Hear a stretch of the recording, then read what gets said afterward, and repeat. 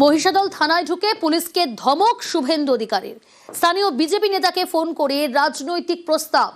ওসির বিরুদ্ধে অভিযোগ শুভেন্দু অধিকারীর।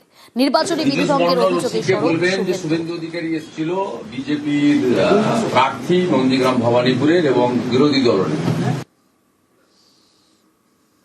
পীযূষ মণ্ডল ওসিকে বলবেন যে শুভেন্দু অধিকারী এসেছিল বিজেপির প্রার্থী নন্দীগ্রাম ভবানীপুরের এবং বিরোধী দলের। যেদিন ভারতীয় জনতা পার্টির প্রথম লিস্ট বেরোয়, এখানকার বিশিষ্ট নেতা, জেলার নেতা বিশ্বনাথ ব্যানার্জিকে দল মনোনয়ন দেয়নি। উনি হোয়াটসঅ্যাপ কল করে উনি এবং আরেকজন পুলিশ অফিসারের সঙ্গে কথা বলিয়ে দিয়েছিলেন।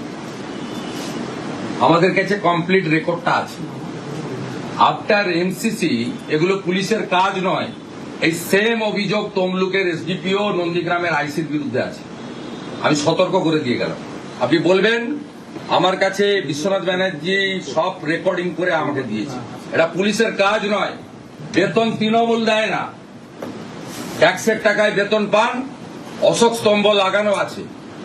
বিএনএস অনুযায়ী, ইলেকশন কমিশনের গাইডলাইন অনুযায়ী কাজ করতে বলবেন। উনি নিজে থাকলে আমি বলে যেতাম। আমি অন রেকর্ড সিসিটিভির সামনে ডিউটি অফিসারকে খুব পোলাইটলি এবং জেন্টলি বলে গেলাম, এটা পুলিশের কাজ নয়। পার্টি অফিস পুলিশ কমপ্লিটলি নিরপেক্ষ হয়ে যান, কেউ বাঁচাতে পারবে না। আমরা এবারের নির্বাচন অন্যভাবে করব, পরিষ্কার করতে সতর্ককরণ করে গেলাম। এগুলো সব ভদ্র হয়ে যান, ভদ্র হয়ে যান, নইলে আইন মানতে বাধ্য করব। যা দরকার তাই করব।